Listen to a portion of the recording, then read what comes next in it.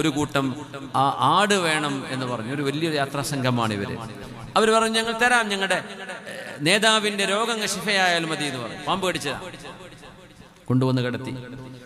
അബൂ സഈദ് അൽ ഖുദ്രി റളിയല്ലാഹു അൻഹു ആണ് ഹദീസ് റിപ്പോർട്ട് ചെയ്ത്. സ്വഹീഹുൽ ബുഖാരിയിൽ വന്ന ഹദീസാണിത്.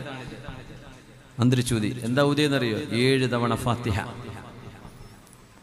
7ാമത്തെ തവണ അങ്ങ് ഊതിയപ്പോ ബോധം കെട്ട് ശരീരമാസകലം പോയിസൺ ബാധിച്ചുകൊണ്ട് കിടക്കുന്ന ഈ മനുഷ്യൻ എണീറ്റു കഅന്നമാ നശിത മിൻ ഇഖാൽ.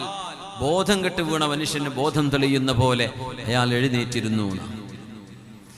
അങ്ങനെ അവർക്ക് ആടും പറ്റത്തെ കൊടുത്തു. ആട്ടിൻ പറ്റങ്ങളെയും കൊണ്ട് തെളിച്ചു പോന്നു ഹബീബിന്റെ മുമ്പിലേക്ക് സ്വല്ലല്ലാഹു അലൈഹി വസല്ലം. തങ്ങളോട് ചോദിച്ചു, നബിയേ.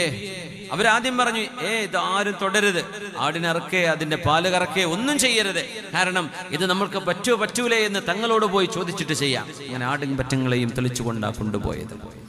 തങ്ങളോട് കഥ പറഞ്ഞു, നബിയേ, വമാ അദ്റാക അന്നഹാ റുഖിയ. അബൂ സഈദേ, നിങ്ങൾ ചെയ്തത് തന്നെയാണ് റുഖിയ. ഇതിനാ റുഖിയ എന്ന് പറയാം, മന്ത്രിച്ചൂത എന്ന് പറയാ. നല്ല സ്വാലിഹത്തായ ഒരു പെണ്ണോ സ്വാലിഹായ ഒരു ആണോ അവരുടെ നാവിലൂടെ ശുദ്ധമായ വായയാണ് എന്ന് പറഞ്ഞാൽ നുണയും വഞ്ചനയും ഗീബത്തും നമീമത്തൊന്നും പറയാത്ത മനുഷ്യനാണ്. അത്തരം ആളുകൾ അള്ളാഹുവിന്റെ നാമം അള്ളാഹുവിലേക്ക് ഖൽബ് കൊടുത്ത് ഇഖ്ലാസോടുകൂടെ 7 ഫാത്തിഹ ഒരു ഗ്ലാസ് വെള്ളത്തിലോ മറ്റോ ഊതിക്കൊടുത്താൽ രോഗിക്ക് ശിഫ കിട്ടിയിരിക്കുന്ന അള്ളാഹുവിന്റെ ഖലാ. അങ്ങനെയാണെങ്കിൽ തീർച്ചയായും ഒരുപാട് അനുഭവങ്ങളുണ്ടതിൽ. പക്ഷെ തങ്ങൾ പറഞ്ഞു, തദാവൂ യാ ഇബാദല്ലാഹ്, അള്ളാഹുവിന്റെ പടപ്പുകളെ, രോഗത്തിന് മരുന്ന് കുടിക്കണം, ആശുപത്രിയിൽ പോകണം. നബി നിങ്ങൾ പറഞ്ഞു, ആശുപത്രിയിൽ പോകണം, ഡോക്ടറെ കാണണം. തങ്ങൾ കണ്ടിട്ടുണ്ട്, ഡോക്ടർ ഹാരിസ് ഇബ്നു കിൽദ എന്ന് പറയുന്ന വലിയൊരു ഡോക്ടർ ഹബീബിനെ കാണാൻ വന്നിട്ടുണ്ട്, തങ്ങളെ ചികിത്സിക്കാൻ വേണ്ടി വന്നിട്ടുണ്ട്. ഡോക്ടർമാർ നബി തങ്ങളുടെ അടുത്ത് വന്നിട്ടുണ്ട് സ്വല്ലല്ലാഹു അലൈഹി വസല്ലം. എന്നാൽ മന്ത്രിച്ചൂതുകയും വേണം, രണ്ടും വേണം. മന്ത്രിച്ചൂതരെ മാത്രം മതി, മരുന്നുടിക്കേണ്ട, അങ്ങനെയും പറയരുത്. മരുന്നുടിച്ചാൽ മാത്രം മതി, റുഖിയ ചെയ്യരുത്, അങ്ങനെയും പറയരുത്. രണ്ടും ചെയ്യണം, രണ്ടും കൂലിയുള്ള കാര്യമാണ്. തദാവൂ യാ ഇബാദല്ലാഹ്, അല്ലാഹുവിന്റെ പടപ്പുകളെ നിങ്ങൾ മരുന്ന് കുടിക്കണേ. നമ്മുടെ ഹബീബ് നമ്മളോട് പറയാ, ഫഇന്നല്ലാഹ ലം യളഅ ദാഅൻ ഇല്ലാ വവദഅ ലഹു ദവാ. ഏത് രോഗത്തിനും അല്ലാഹു തആല മരുന്ന് വെച്ചിട്ടുണ്ട്. പക്ഷെ ആ മരുന്ന് അലിമഹു മൻ അലിമ, അത് അറിയുന്നവർക്കറിയാം, വജഹിലഹു മൻ ജഹില, അറിയാത്തവർക്ക് ആ മരുന്ന് അറിയില്ല. പക്ഷേ മരുന്നുണ്ട്, മരുന്നില്ല എന്ന് പറയരുത്, മരുന്നുണ്ട്, അത് നിങ്ങൾ കണ്ടെത്തണം. ആ ഒരൊറ്റ ഹദീസ് കൊണ്ടാണ് മഹാനായ ഇബ്നു നഫീസ് നമ്മുടെ ബ്ലഡ് സർക്കുലേഷനെ കുറിച്ചുള്ള പഠനം നടത്തിയത്.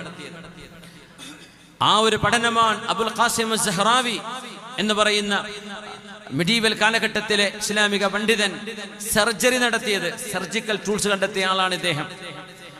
ആ ഒരു ഹദീസിന്റെ പേരിലാണ് ഇബ്നു സീനയുടെ ഖാനൂൻ ഫി തിബ് എന്ന കിതാബ് ഉണ്ടാകുന്നത്. ഇങ്ങനെ ലോകത്ത് അബൂബക്കർ റാസിയുടെ പഠനങ്ങൾ നടക്കുന്നത് ഈ ഹദീസിന്റെ അടിസ്ഥാനത്തിലാണ്. എല്ലാ രോഗത്തിനും അല്ലാഹ് ശിഫ വെച്ചിട്ടുണ്ട്. അത് വല്ലാത്തൊരു അത്ഭുതമുള്ള ഹദീസാണ്.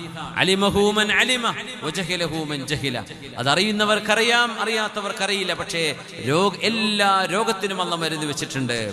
അതുകൊണ്ട് ഷിഫാഇന്റെ കാരണങ്ങളിൽ വലിയൊരു കാരണമാണ് റുഖിയ. റുഖിയ ചെയ്യാൻ അറിയില്ല എന്ന് വിചാരിച്ചു കുഞ്ഞുങ്ങൾക്ക് പെട്ടെന്ന് എന്തെങ്കിലും തലവേദനയോ പനിയോ വന്ന് വേഗം നെറ്റിയിൽ കൈവച്ചുകൊണ്ട് ഉമ്മമാർക്ക് ഒരു 7 ഫാത്തിഹ ഓതി തലയിൽ ഊതി കൊടുക്കാം, വാപ്പാർക്ക് അത് ചെയ്തു കൊടുക്കാം.